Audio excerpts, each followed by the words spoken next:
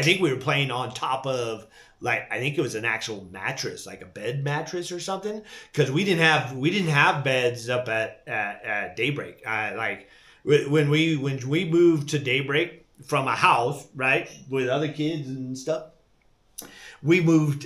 She moved us into a tent, and in the back above the village. The road goes back, and then it goes to the top here where there's a water tank, and up there it's really tall. It's flat on top.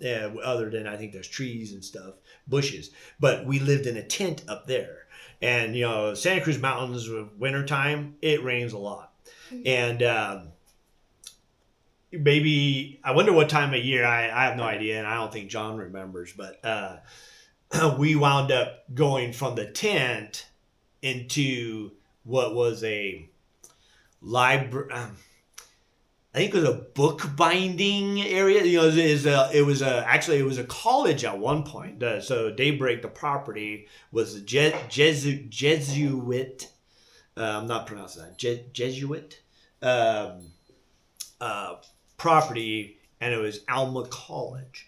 And there's also a history where some big rich millionaire guy, millionaire back there, was like a billionaire now, and built this big mansion. And at some point, before or after, I don't know. You Google it and report back. But they he built a mansion or something. And so as a kid, I remember climbing around in there. But anyhow, so we moved in tent, and then we went into book boundary. But there was a second story because there were stairs going up. There was 2 bathrooms. Neither worked.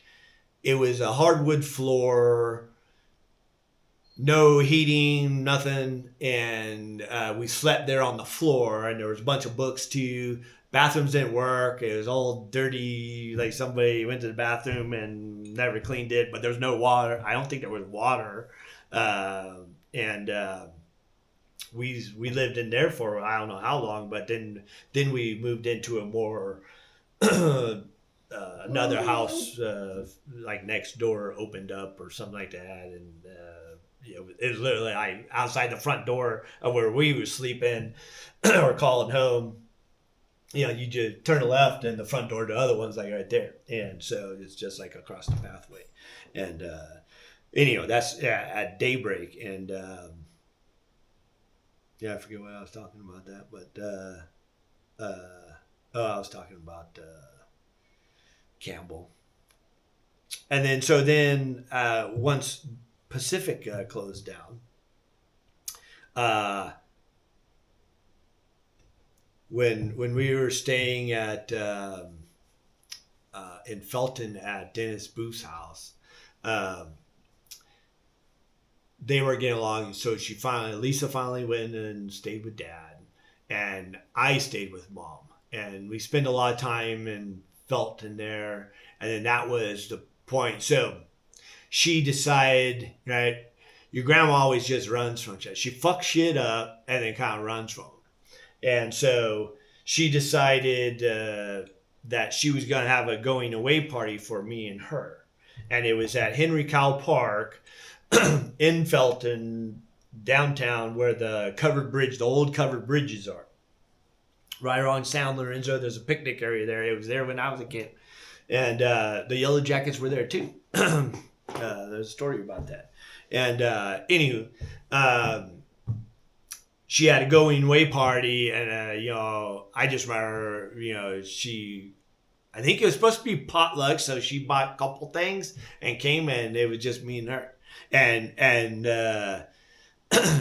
I think that Dennis Booth, either he probably drove us down there, and then nobody showed up. So Mom was all depressed, and we were leaving anyways because we were gonna go on the road. Dennis wasn't coming because he's a barber and has a store and a home, and they were probably like breaking up. He's like a lot of baggage.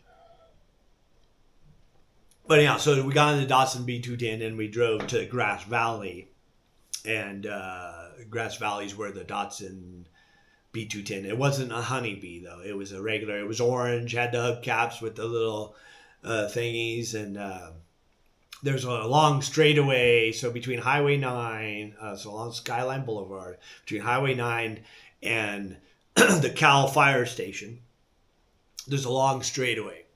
And that straightaway, when it was, you kind of go down both sides, almost like a bowl. And so she would, in the Datsun, she would sometimes, like floor it and call it cleaning out the carbon. So sometimes when I'm driving, if I had to accelerate hard, I think to Lena, probably you too, I was like, I'm cleaning out the carbon, and I'll, give it gas and do it as I got that from me, a crazy grandmother. Ironically, the same straightaway.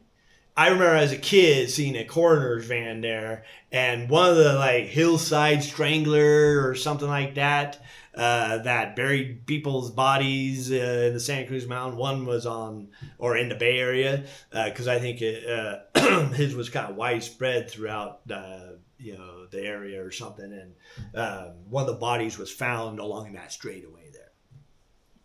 Right by, and so that straightaway also. So our bus stop when we started going to public school at Lakeside on Black Road, the school bus was we picked up at Highway 9, right by the entrance to the Caltrans station. I assume it's still a Caltrans station. It was when I was a kid, and so our bus stop was there. So one winter, it snows up there every winter. And so one winter when we were living up there, it snowed, and somehow Mom borrowed somebody's car. I think something was wrong with hers or something, or didn't have gas or something. So she borrowed somebody's to drive us because it's like 2.5 miles, I think, to where the gate is to go to our dome. You had to go down a windy dirt fire road and throughout the whole forest to get to the backside of the property. So it was pretty far. Couldn't just walk. And so so she dropped us off. It snowed that night, at least a few inches, and then she left, and we were waiting there. And I think we just had our jackets and our pants. We didn't have any gloves, I don't think. And but Lisa was older than me, and so Lisa was there, and she. Apparently my mom dropped us off late, so we missed the school bus. So now there ain't nobody else on the road, and so we wound up walking to the Cal Fire Station, which is about 2 miles up the road along Skyline, back towards home, and there was a phone booth out in front. And so we walked there. I remember being freezing cold. We walked that straight away, in the freezing cold. I remember getting to the Cal Fire Station. My hands were like purple. I remember they were like different color because they were so cold. But we got to the Cal Fire Station, and Lisa phoned